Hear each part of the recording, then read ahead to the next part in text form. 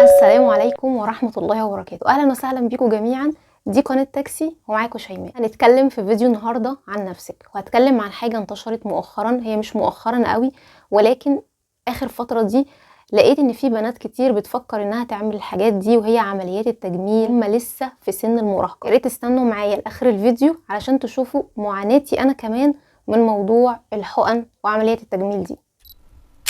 وبالنسبة لحقنة الفيلر والبوتوكس ما بقاش يندرج تحت بند عمليات التجميل. لا يا جماعة، دي حاجة عادية، دي حقنتين كده هنضربهم في وشنا وخلاص، كأني باخد علاج، كأني باخد مسكن، انفخ حتة اشد حتة وهكذا. والله بالنسبة لي انا اي حقنة بتتضرب في الوش بدون اي حالة مرضية فهي بتخش معايا تحت بند عمليات التجميل. ودلوقتي عمليات التجميل فعلا بقت عبارة عن هوس، جنون، علشان خاطر ابقى اجمل وابقى احلى وابقى افضل، على اساس ان احنا مشوهين، كأن في وشوش يعني اعوذ بالله ما يتبصش فيها، حاجه عكره كده، ما ينفعش نبص لوشنا في المرايه. والمسخره الاكبر ان في رجاله دلوقتي بقت تعمل عمليات تجميل، تنحت وشها وتعمل عظمها. ايه هو السبب اللجوء لعمليات التجميل؟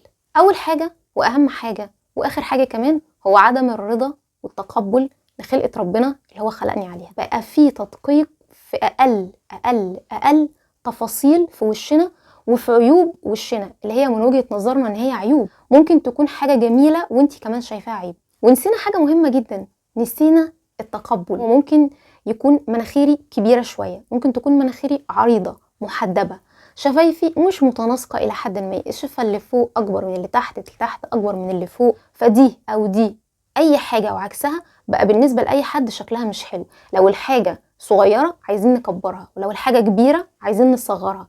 وبرضه ما بنتعص من الحاجات اللي احنا بنشوفها دلوقتي اللي هي بقت تشويه وتخريب، وناسيين ان اللي قدامنا ممكن يتقبلنا. ما احنا بنعمل كده للي قدامنا عشان بس نبقى صراحه مع بعض، احنا بنعمل كده ايه؟ ما تقولش انا عايزه ابقى عشان خاطر نفسي.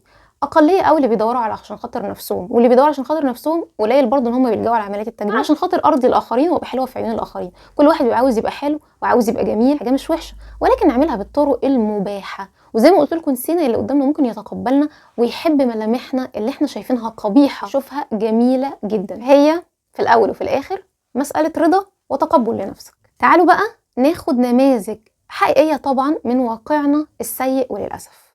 الصوره اللي قدامكم دي ما قبل عمليات التجميل والفيلر والبوتوكس. زي ما انتم شايفين دي صوره للفنانات السينما القدام، اللي كل واحده فيهم جميله، كل واحده فيهم ليها شكلها، كل واحدة فيهم ليها ملامحها المميزة. ما بقوش كلهم زي دلوقتي اسطمبة واحدة عشان تبين هو واحد بس دكتور تجميل هو اللي بيعمل لكل الناس واخد نفس المقاسات وبيعملها على الكل. زي ما انتم شايفين نبيلة عبيد، شوفوا نبيلة عبيد كانت جميلة وشكلها حلو ازاي، دلوقتي بقت الولية حد شددها من ورا من راسها من كتر عمليات الشد اللي هم بيعملوها دي. يا جماعة محدش عارف يحارب الزمن ولا هتقدروا تحاربوا الزمن.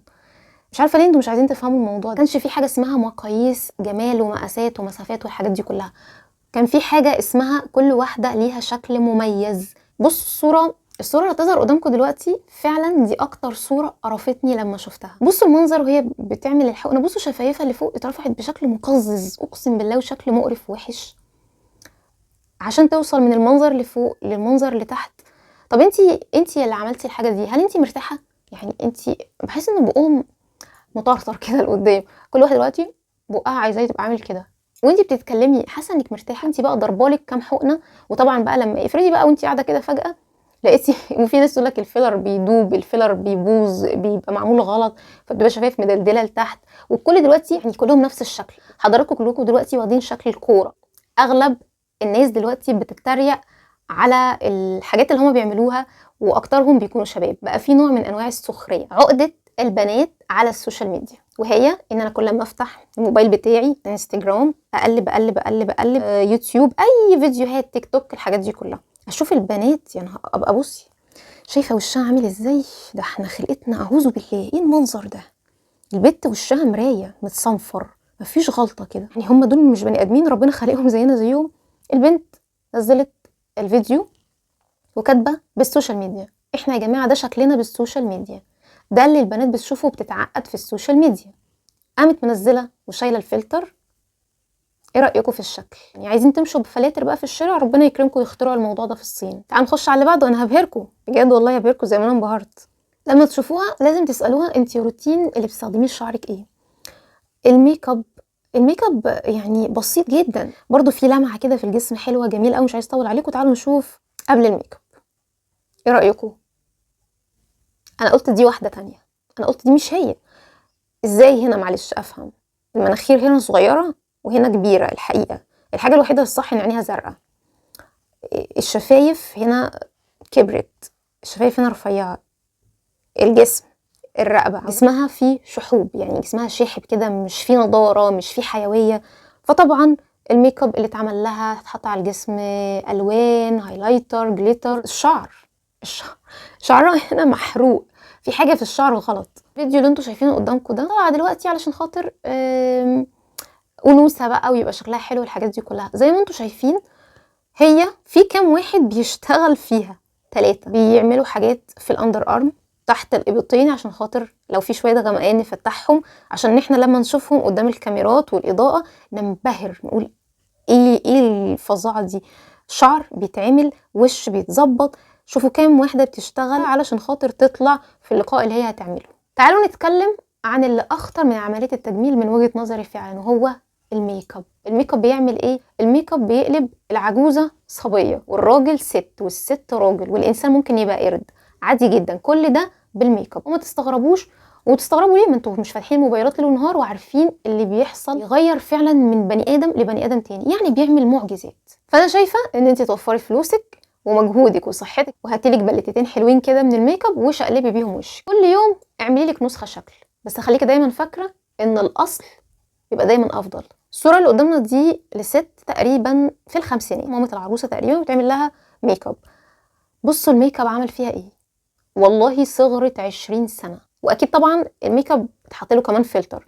بصوا، ولما تشوفوها تقولوا الميك اب بتاعها هادي وجميل ورقيق، ولكن هي اتحط على وشها كميه كريمات وفاونديشن وكونسيلر وكوريكت وحاجات كتير جدا علشان نداري كل البقع والتصبغات والغمقان والحاجات اللي انتوا شايفينها قدامكم دي. البنت دي برضو بصوا شكلها بعد قبل الميك اب. شايفين يا جماعه الوش؟ شايفين كم الحبوب اللي موجوده والبقع؟ الحاجات دي كلها اتدارت بالميك اب عشان تطلع من الشكل ده للشكل ده. انا بحس ان الميك اب ده اكبر كدبه واكبر تزييف. لو انت واحده مثلا مخطوبه واللي قدامك مش فاهم الميك اب او مش عارف ان في كميه كبيره من الميك اب، فان انت تظهري دايما قدامه بالمظهر ده وانت في بشرتك عيوب كبيره، فبحس ان ده خدعه وكده.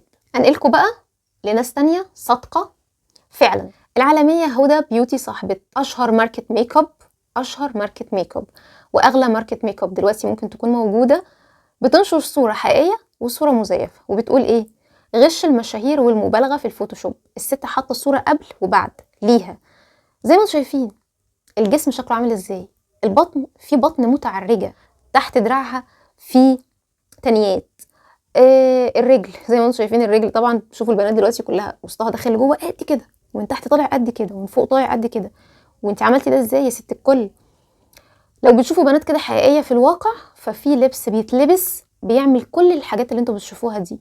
وفي ناس تانية قليلين بيعملوا رياضه صح عشان يشتغلوا على الحته دي، عشان ما نقولش بس ان كله كذب وكله تزييف. عاوزه اقول لكم حاجه كمان مهمه يا جماعه، اجسامهم وشكلهم في حاجات خرافيه بتتعمل تحت الفساتين اللي هما بيلبسوها. مهما كانت الاحجام، في حاجات كتير بتتحط تحت الفساتين وبتتعمل، صدقوني لو دخلتوا في تفاصيلها هتنبهروا. فانتوا تقدروا توصلوا للحاجات اللي هما بيعملوها دي ونفس الشكل ده بالحاجات اللي هما بيجيبوها بيحطوها. هي دي سلعتهم، هي دي الحاجه اللي بيروجوا لها. فانا لازم اصرف بقى. نتنقل من هدى بيوتي لدرو باريمور. انا بحب الممثله دي جدا، وزي ما انتم شايفين هي دلوقتي كبرت، سنها كبر، ولما كبرت جميله وحلوه بملامحها الحقيقيه. هي نفسها بتقول انا مش هحارب الطبيعه. بحترم الناس دي جدا على فكره، حاجه ما تخصش الدين، وانا لما اعمل عمليه تجميل فدي برضو حاجات حرام. هي ما بتتكلمش من ناحيه الدين، هي بتتكلم من الطبيعه. طول مسيرتها ما عملتش عمليه تجميل لانها بتقول ان هو عبء نفسي، لو انا دخلت فيه مره مش هعرف اخرج منه. الصوره اللي جايه دي للبنات الصغيره من ممثله هنديه سونام كابور، للمراهقات حول العالم، وخاصه بالذكر المراهقات. زي ما انتم شايفين الكلام اللي هي كتبته قبل الظهور الاعلامي بتاخد 90 دقيقه، يعني بتاخد ساعه ونص عشان خاطر تظبط نفسها للميك اب.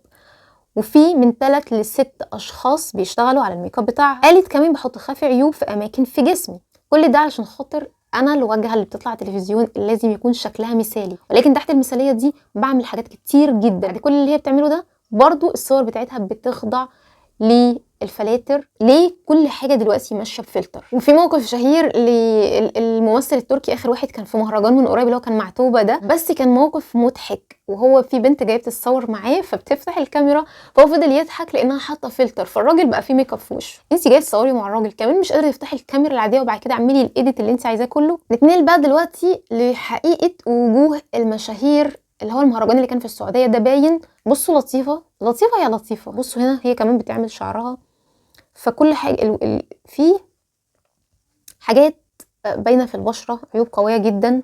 واحده زي هنادي مهنا حلوه واموره، شفتوا هم اكيد الناس بتصرف كتير جدا، بتصرف مبالغ بالهبل.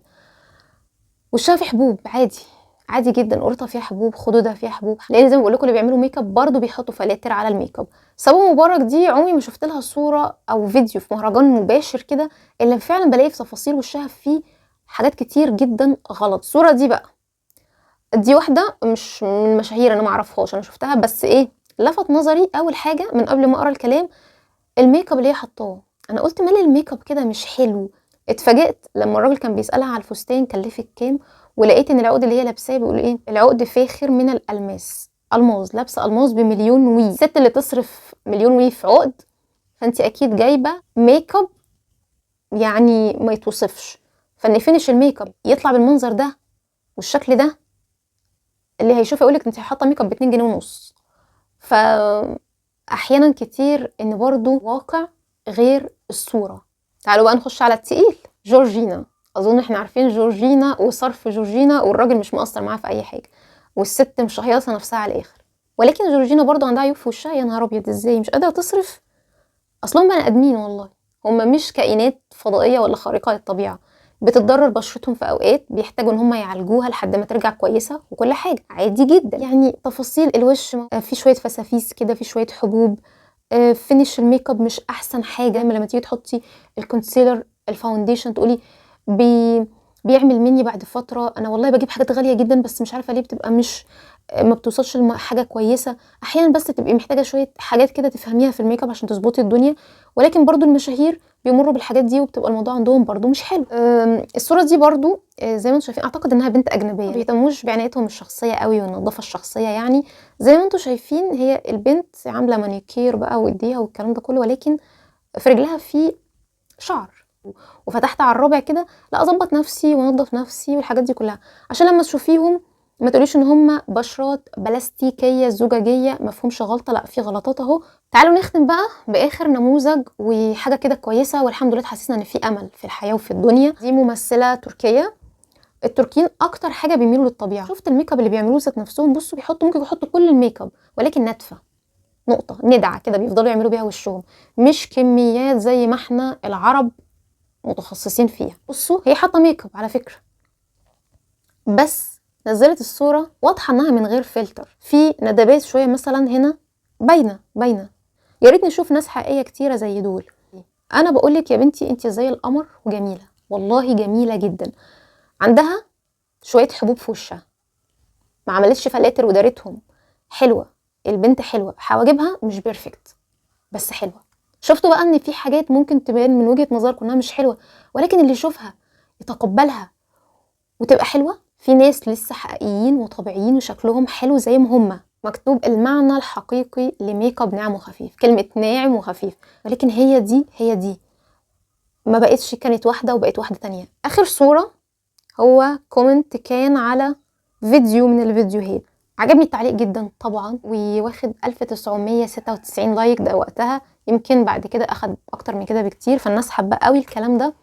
فاخر حاجه هنختم بيها ان انتي فعلا ممكن تكون بشرتك مثاليه واحلى من بشرات عالميين جدا وبامكانيات بسيطه جدا. اهم ما في الموضوع ايوه اعتني ببشرتك واهتمي بيها والحاجات دي كلها، ولكن ابعدي شويه عن هوس عمليات التجميل والحقن، ان انتي طبيعتك هي الاحلى، والله طبيعتك هي الاحلى. وانا عارفه ان انتم مستنيين معايا لاخر الفيديو، وانا اتمنى طبعا اللي يشوف الفيديو ده يستنى معايا لاخر الفيديو عشان تشوفوا عمليه التجميل عملت معايا انا ايه.